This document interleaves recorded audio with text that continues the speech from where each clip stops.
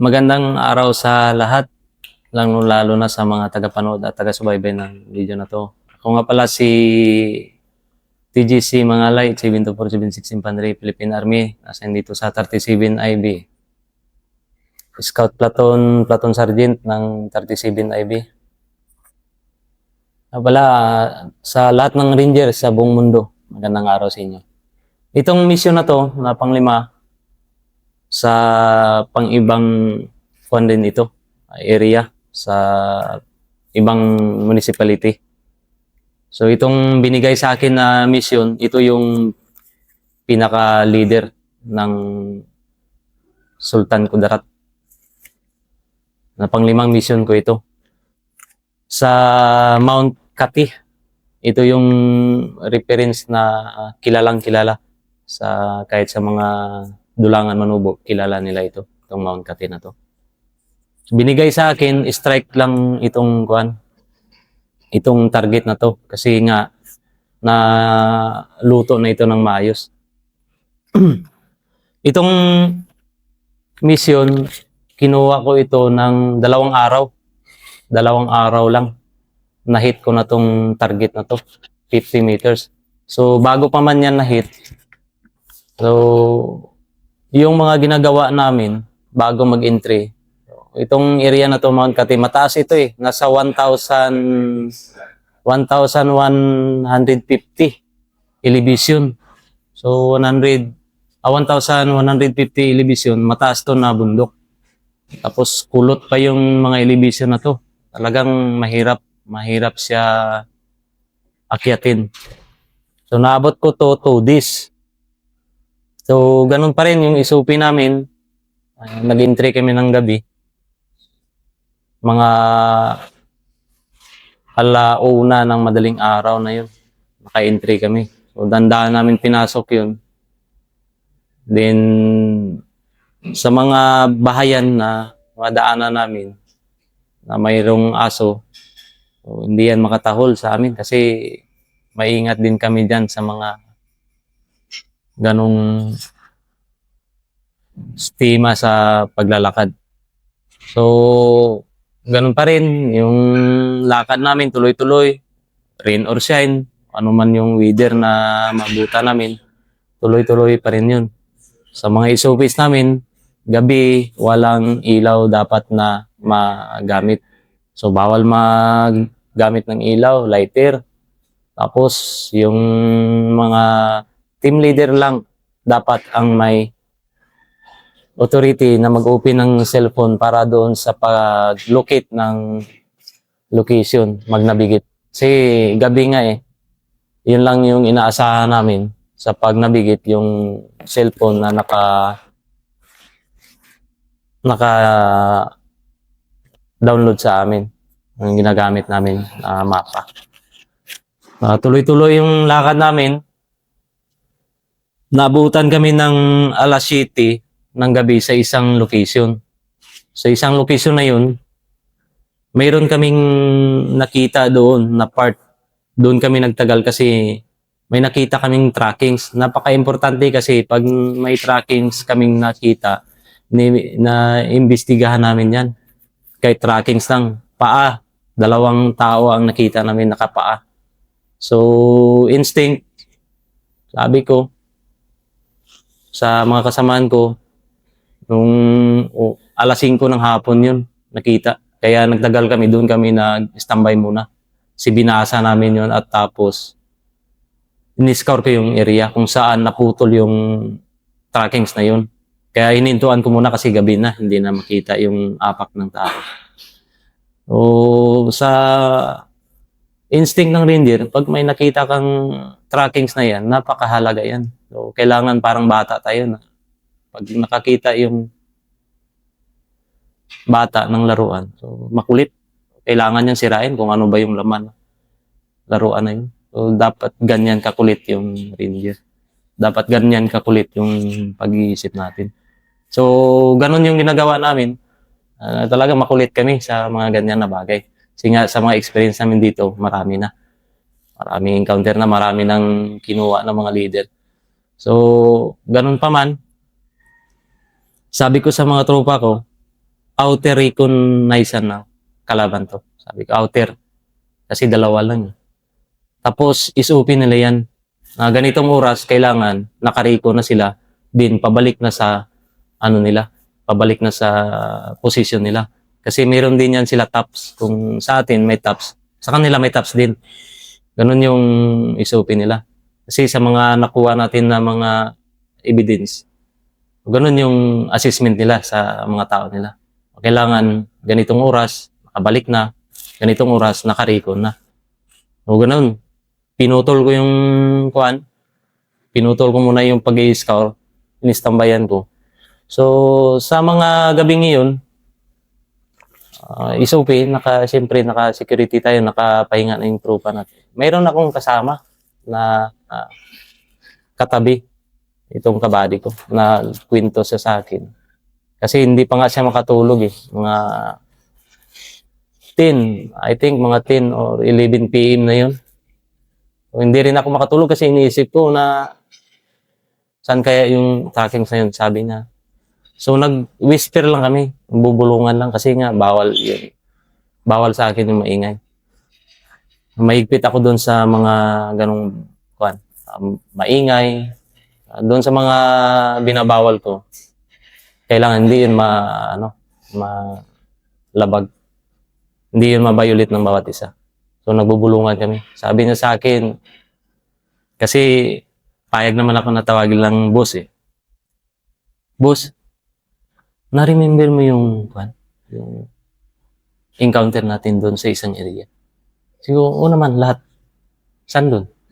Yung bag ng kasama natin na nabutas. Sarapan mo ba? Yung nabutas. Oh, yung sakay ganito na bag. Sabi niya, oo. Kasi yung malong niya, ito boss, binigay niya sa akin. Pinakita niya yung butas. Butas ng malong. Kasi nga, tumama yung bala sa bag niya, sir. Sarapan ko pumunta. Saan kayo? Again. Tumama yung bala sa bag niya, sir. Tumagos sa harapan ko. Doon sa ibang encounter namin, sir. Kaya sabi niya, tinanong niya ako, saan kayo pumunta yung bala, boss, no? Iwan ko, baka natunaw lang yun. Kasi nga, sumigaw di ba ako sa inyo na assault nyo na kasi plastic yung bala nila. Sabi ko sa kanya. Napatawa siya. Pero iba na pala yung mga kwento. Binara ko siya kasi sa akin, ay ibang kahulugan yun, sir. Kasi ayaw ko yun sa mga trupa ko na may makitaan ako na mga ganong mga kumbaga babala. Pag-iisip na gano'n. Oo, sir. Gano'n eh. Maiba na yun eh. Sabi ko, bakit nag-iisip sa ganito? Hindi ko lang sinabi. Sabi ko, buddy, matulog ka na. Sabi ko. Kasi, may lakad pa tayo bukas. Malapit na tayo sa target. So, igilip siya. Ginising niya naman ako ulit kasi may ikikwento na naman siya regarding dun sa pamilya niya, ganito. Sabi ko, matapos ng mission natin, makauwi ka man. Doon mo na lang ayusin yung mga plano mo sa pamilya mo.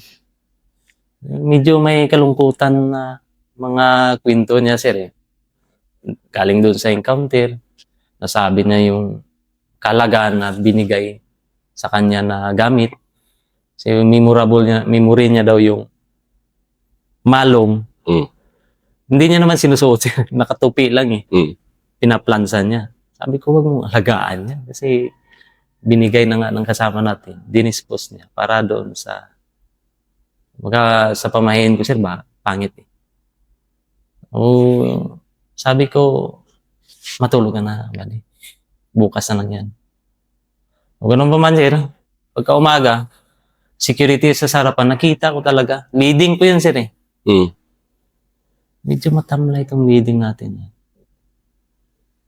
Switch. Sabi ko, ikaw na mag-leading. Sabi ko sa isang body natin, sir.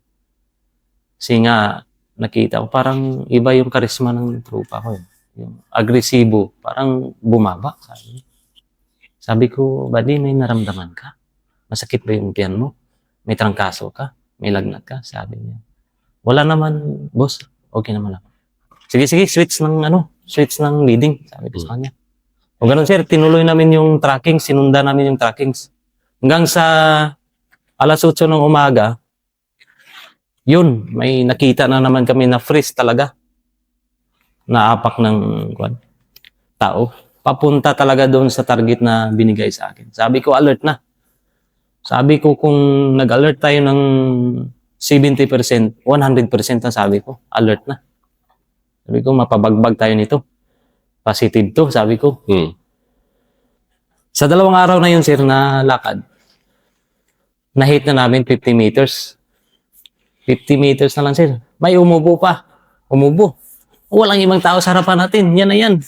Baba ng pack. Sabi ko, baba ng pack.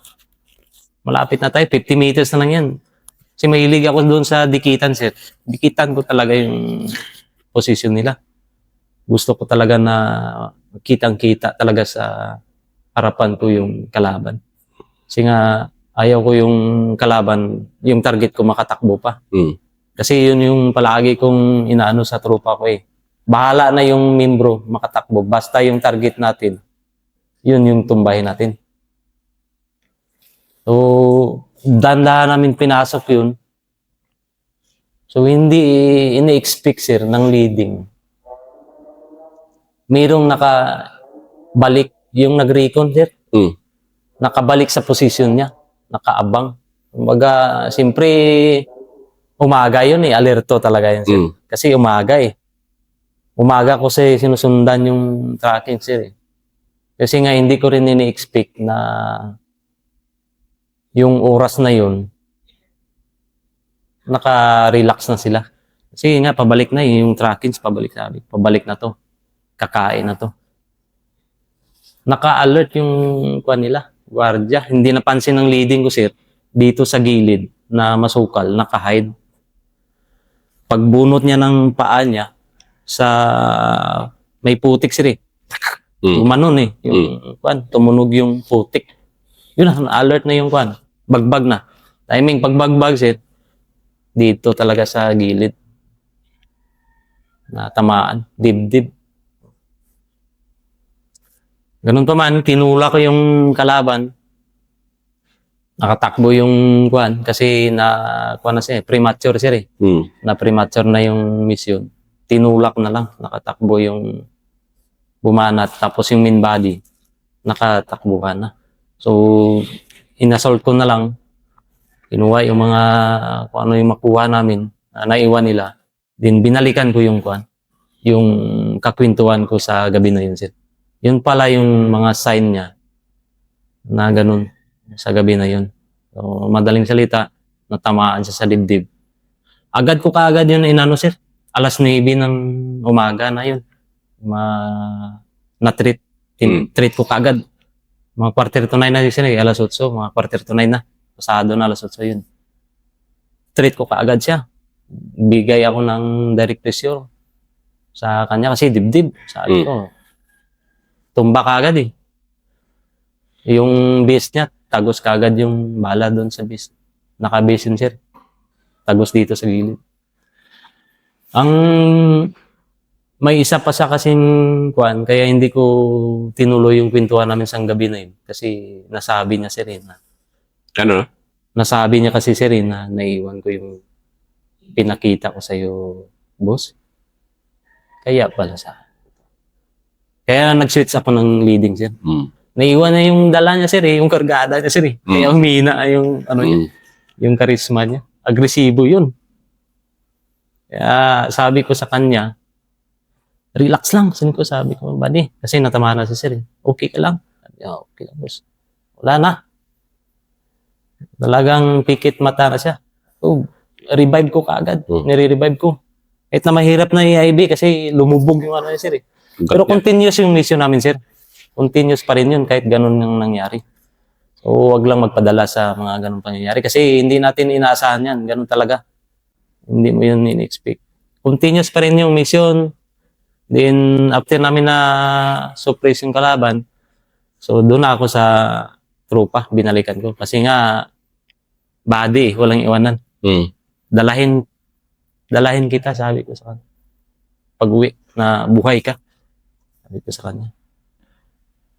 Doon na, bumulong na siya. Sabi niya sa akin, boss, 3 yung anak.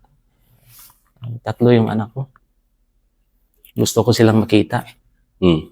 Gusto ko silang makasama. Anong nangyari sa akin? Kung walang okay lang yan. Sabi ko, buddy, okay lang yan, bud. Buhay ka. Sabi ko, huwag kang akong bala. Mabuhay ka.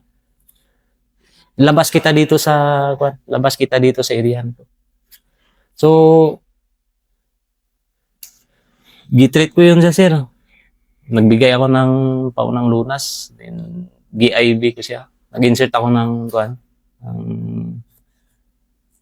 Linis SS. Nag-dextrose ako sa kanya, sir. Nag-insert ako doon para ma-supplyan lang siya ng... Kasi putla na eh. Wala na siyang putla na siya. So, ganun pa man, pinapahimural ko sa during evacuation. Ibak na. Sabi ko, ibak na to. Ibak na, sabi ko. Switch muna tayo ng location. Huwag na tayo dadaan doon sa unang dinaanan natin. Butas tayo. Bumutas kami, sir. Simula alas 9 pababa. Mataas yun eh. Ang Kati, Mount Kati. Nasa 1,000 elevation kasi yun, sir eh. Sige nga, ano ba yung definition of terms natin ng butas? Ano ba yung sabihin ng butas? Para to sa mga reservists din natin, ano ba yung sabihin ng butas? Kasi nga yung actual ground kasi ng mga bundok dyan, talagang, sir eh, virgin forest. Yung mga uway na yun, mga balagon na yan, mga kahoy na maliliit, yung mga kawayan na yan, sir. Talagang wala kang makikita, sir, na pwede mong daanan. O kailangan mo talaga hawiin yung mga uway, uway, tinik sir. ng uway. Mga tinik ng uway, kaya butas talaga kami. So, naabutan kami ng 13 hours. Sa bawat halt namin, kasi nga may mga bangin pa, sir eh. Paano mo yun i-travel yung casualty natin? So, ilang tao yung magagastos natin doon? 4 na tao. So, mabigat yan kasi walang malay nga eh. Yung yung katawan niya. Pero yung niya, yung pag-iisip, alert pa naman siya. Makapagsabi pa naman siya. Boss, mabuhay pa kaya ako? Oo, siyempre naman, mabuhay ka, akong bahala sa'yo. Yun na yung mga sinasabi niya, tumutulo na yung luha niya. Sabi niya, boss, maliit pa talaga yung anak ko. Gaganon siya. Oo, gano'n na, sir. Parang na rin, sir eh. Sabi ko, mawala yung warrior natin sa mga ganitong mga pangyayari. Sabi ko, sanay naman ako kasi nga, lumaki ako na medic din sa 2nd District eh. Sabi ko, buhayin talaga kita, sabi ko. Lumaki ka na? Na medic yung ko yun, sir eh. Oo. Naging medic ako doon sa 2nd District, sir. So, train tayo, sir, ng TC3, sir eh. Sabi ko sa kanya, lahat ng natutunan ko, i-apply ko talaga sa iyo to, buddy. Mabuhay kita. May salba talaga kita. Sabi ko, tiis lang, sabi ko. Kasi nga, may mga tinik ng mga uway sumasabit sa kanya. Ilang beses din siya nalaglag kasi nga, creek line, sir. Matataas. Nilalagyan pa namin ng tali yung katawan niya para lang maibaba. Then, baba yung trupa. Continue yung... Kahit na ganun pa man na pangyayari, wala pa rin ingay, sabi ko. Parang wala lang din, sabi ko. Parang walang dala. Yung disiplina, tuloy pa rin, sabi ko. So, ganun pa man, wala nang bagulbol yung trupa ko, sir. Bit-bit. Yung namin, undid. Sa isang halt namin, maabutan kami ng tig-2 oras. Tapos yung malakad namin, sir, nasa 800 lang. Mabagal. Mabagal talaga. Kasi nga sa creek line kami dumadaan. Panay ang bulong niya. Sabi ko, huwag kang mag-alala. Sabi ko, mabubuhay ka talaga. Sabi ko, iuwi kita sa pamilya mo na buhay ka. Yung tawag na yung TCP sa amin, sir, kung saan yung location namin, saan na kami. Kasi nga, nandun na yung chopper. Chopper. O sir, naghahanap lang ng landing zone yung chopper. Kaso, wala talagang malapagan sir kasi nga, virgin forest yung area. Naghahanap din kami ng malapagan pero wala talaga. Pero continue yung monitor sa amin. Nandun yung support, nandun yung chopper, nag-aabang para lang maibak din yung tropa namin. Kasi nga, yun yung nangyari. Wala namang ano doon sa support na tapos sabi ko sa mga tropa, tiisin muna natin yung pananghalian. Sacrifice muna. Wala mo nang na to, tuloy-tuloy. Hanggang sa naubusan kami ng tubig, sir. Walang pananghalian. Wala nang tubig. Dry na talaga yung tropa ko. Sige, sample. Napakahirap talaga doon. Di ba, na walang pagkain, huwag lang walang tubig. Yun nga, sir. So, sabi ko sa mga tropa, tiis lang. Yun yung pakiusap ko sa kanila, sir. Tiis lang kayo, mga buddy. Tiisin lang yung uhaw, gutom. Kasi meron tayong sinisib na buhay na maiuwi natin doon sa kanyang pamilya.